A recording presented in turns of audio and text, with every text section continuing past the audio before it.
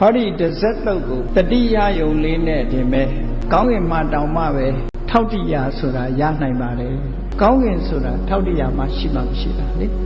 ကောင်းကင်မှာတောင်မှပဲတရားရနိုင်တယ်တဲ့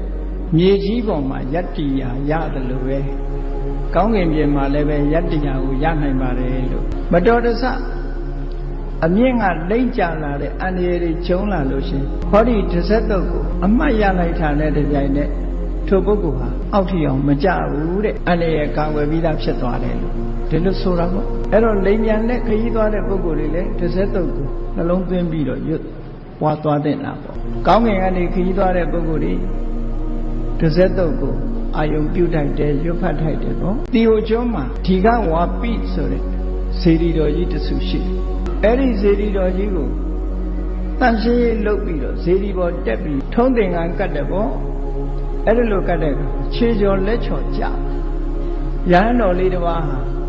စေတီထိတ်ကနေပြီးတော့ခြေကျော်လက်ချော်နဲ့အောက်လျှောကြလာတဲ့အချိန်မှာအောက်ကရဟန်းတွေကလှမ်းပြီးអော်ကြတယ်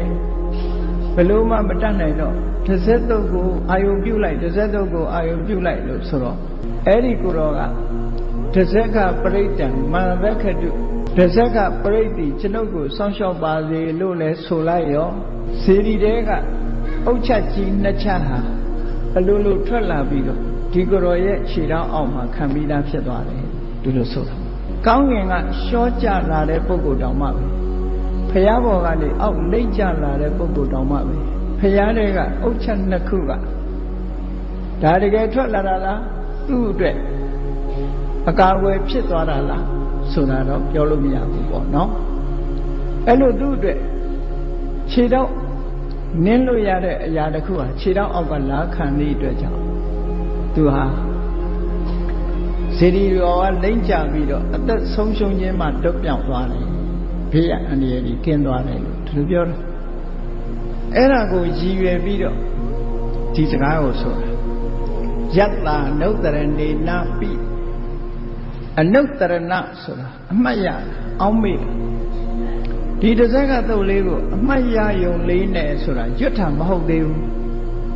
ရွတ်ဖတ်တဲ့စေတာမဟုတ်ဘူးတစ်စက်ကသုတ်လေးကိုအမှတ်ရယုံလေးနဲ့ပဲကောင်းကင်မှာမြေပြင်မှာနေတယ်လို့ကောင်းကင်မှာယတ္တိယတစ်ခုရသွားနိုင်ပါတယ်လို့အမြင့်တက်တဲ့ပုဂ္ဂိုလ်တိုင်းပုဂ္ဂိုလ်တိုင်းဟာတစ်ဆက်ကသုတ်ကိုအမှတ်ရမယ်ဆိုရင်အမြင့်ကနေလိမ့်ကြဖို့အကြောင်းမရှိဘူးပေါ့ဒီလိုဆိုတာပေါ့နော်အန္တရာယ်ကိုကာကွယ်ပေးတယ်ဒါရင်လားဆိုမကဘူးတပ္ပုဘဒဝဇာလံမှာယက္ခသောရာတိတံဘဝဘလူကြောင့်ဖြစ်တဲ့ဘေးအန္တရာယ်ပဲဖြစ်စေသခိုးဓမြရဲ့ဘေးအန္တရာယ်ပဲဖြစ်စေဖြစ်ပေါ်လာတဲ့ဘေးရန်အန္တရာယ်ဆိုတဲ့အနောက်အရှက်ကွန်ရက်တွေကလည်းပဲလွတ်သွားနိုင်တယ်တဲ့အဲ့လိုလွတ်သွားတဲ့ပုဂ္ဂိုလ်တွေရဲ့အရေးအတွက်ဆိုတာမရှိတော့အောင်ကိုများပြားတယ်ဘယ်နှဦးတော့မလွတ်ဘူးဆိုတာမရှိဘူးတဲ့လွတ်မြောက်တဲ့ပုဂ္ဂိုလ်တွေအများကြီးရှိခဲ့တယ်ဒီလိုဆိုလိုတာပေါ့အဲ့ဒါဆိုလို့ရှိရင်ထောင်ကျနေတဲ့ပုဂ္ဂိုလ်တွေကိုကြံပေးရနော်တစ်စက်ကတော့နေတိုင်းရုပ်ထောင်ကမြင်မြင်လွတ်အချုပ်နှောင်ခံထားရတဲ့ပုဂ္ဂိုလ်တွေတစ်စက်ကတော့ကိုမြင်မြင်ရုပ်နေစဉ်ရုပ်ပွားများချုပ်နှောင်ကနေလွတ်ဒါလွတ်နိုင်တာပဲလေမမြော်လင့်မနဲ့လွတ်နိုင်အဲ့ဒါကြောင့်မလို့ယုံယုံကြည်ကြည်နဲ့တစ်စက်ကတော့ကိုအမှတ်ရပြီးတော့ရွတ်ဖတ်တဲ့စေမယ်သို့မဟုတ်တစ်စက်ကတော့မှပါတဲ့အတိုင်းဘုရားကုံတရားကုံသံဃာကုံအာယုပြုမယ်ဆိုလို့ရှိရင်